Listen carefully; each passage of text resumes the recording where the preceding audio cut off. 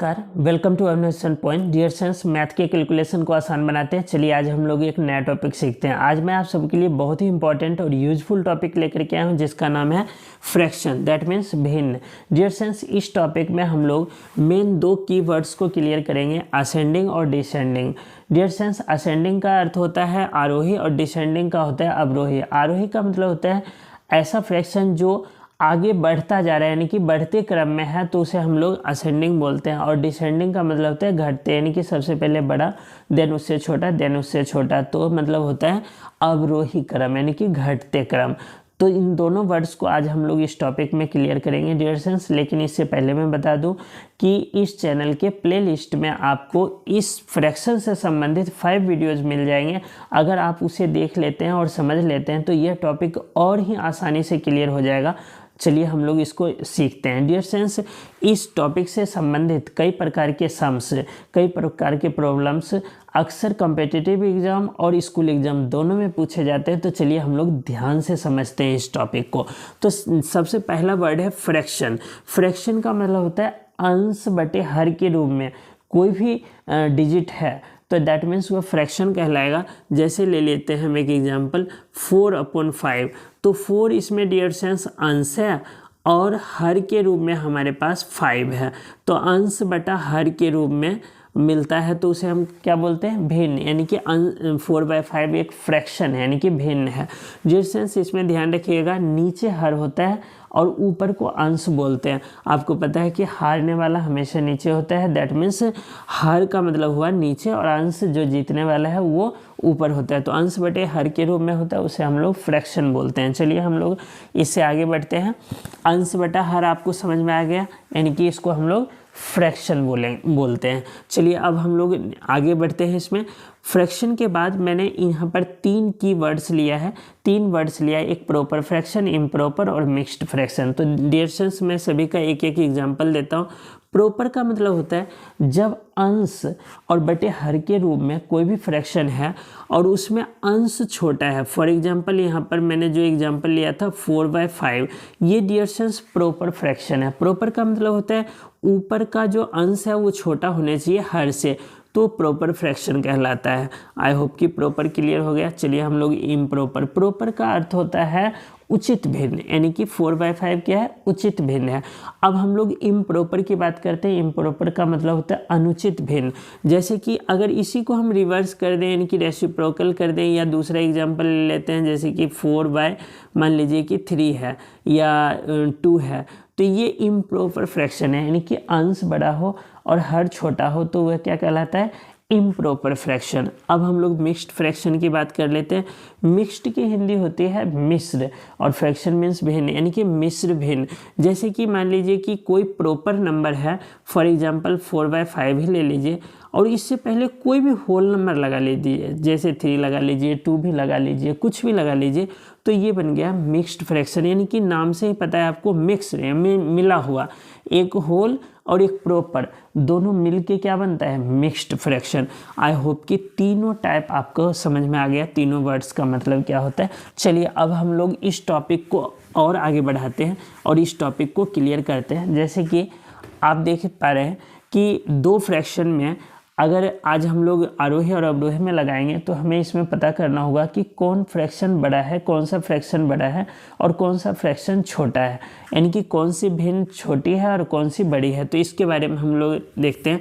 For example ले लेते हैं कि 4/ या चलिए हमने एक एग्जांपल ले रखा है 2/5 और 4/3। अगर इसमें से आपसे पूछा जाए कि कौन से फ्रैक्शन बड़ा है, कौन से छोटा है, तो आप जल्दी से नहीं जज कर पाएंगे। तो चलिए 2 फ्रैक्शन में क्या है कि हम आसानी से कैसे कर पाए कि कौन सा बड़ा है, कौन सा छोटा है। तो इसको बाय क्रॉस कर लीजिए। 2 3 जा डियर फ्रेंड्स क्या होता है, 6 और 4 5 जा 20। तो ध्यान रखिए कि जो भी बाय क्रॉस करके आए, जो बड़ा डिजिट होगा वही उसका बड़ा फ्रैक्शन होगा, यानी कि 4/3 जो है इन दोनों में बड़ा फ्रैक्शन है और 2/5 छोटा है। वैसे भी आप देख सकते हैं कि इसको डिवाइड देंगे तो 0.4 आएगा और इसको डिवाइड देंगे डियर फ्रेंड्स तो 1 पॉइंट समथिंग आएगा। तो ये बड़ा फ्रैक्शन है और ये छोटा फ्रैक्शन है। चलिए ये 2 क्लियर हो गया। अब जो हम इस टॉपिक में हमने लिया था आरोही क्रम, आरोही का मतलब होता है बढ़ते क्रम। तो बढ़ते क्रम में क्या है कि 2 फ्रैक्शन नहीं होगा, हो सकता है कि 2 हो, 3 हो, 4 हो, 5 हो, कितने भी फ्रैक्शन हो।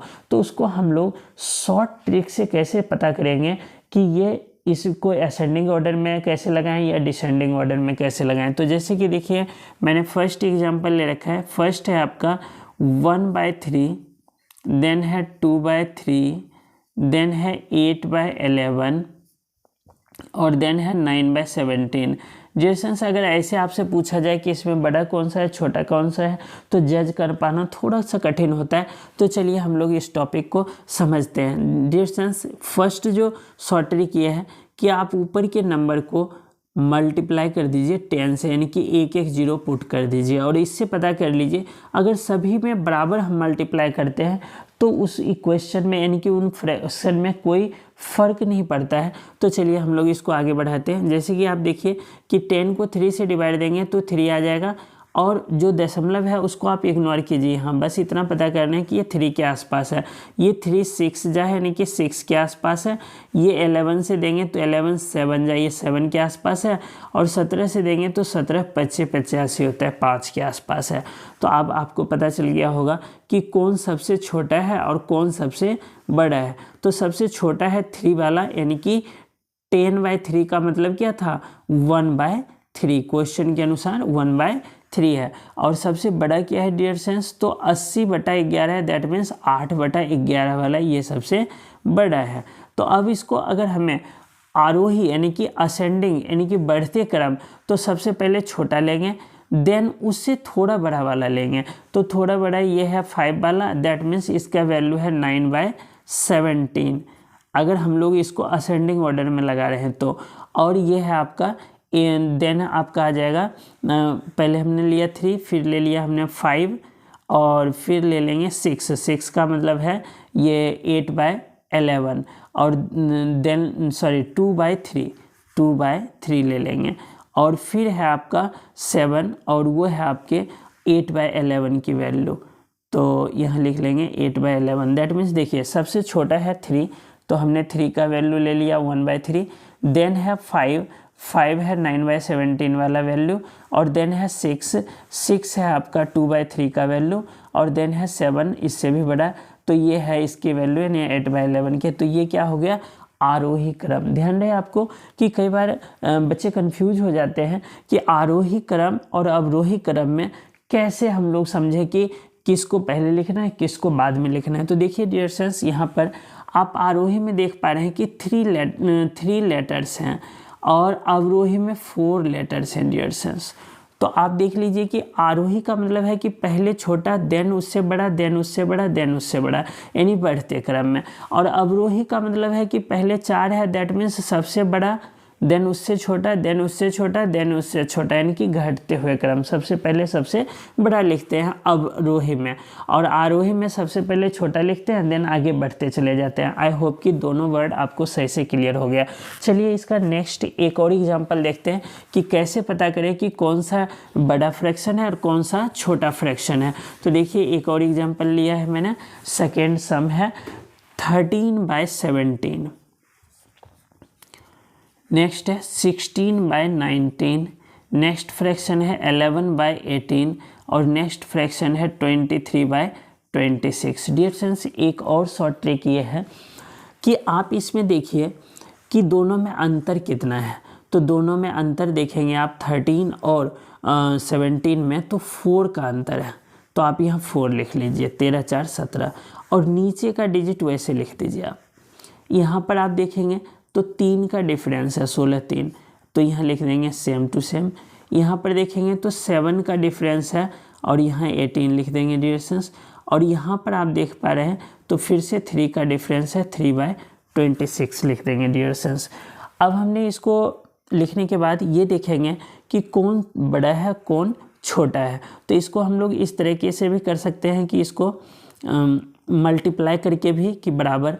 एक और होता है एलसीएम मेथड। तो इसमें आपको पता चल गया है कि अगर यहाँ पर हम 0 0 पुट कर देंगे तो पता चल जाएगा कि कौन फ्रैक्शन बड़ा है कौन सा फ्रैक्शन छोटा है। तो आप देख पा रहे हैं कि 17 से डिवाइड देंगे 40 को तो 17 दूना 34 आएगा, ये 2।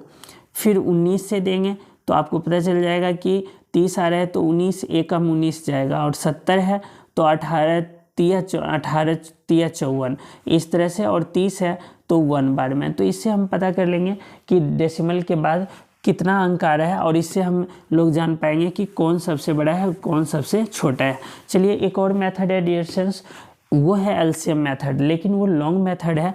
इन सब का एलसीएम ले करके और फिर हम फ्रैक्शन करते हैं। तो इसके लिए मैंने लास्ट वीडियो बना रखा है, उसमें एलसीएम मेथड से बता रखा है। आई होप कि यह टॉपिक आपको क्लियर हुआ होगा। अगर समझ में आ गया हो तो लाइक कीजिए, सब्सक्राइब कीजिए। धन्यवाद।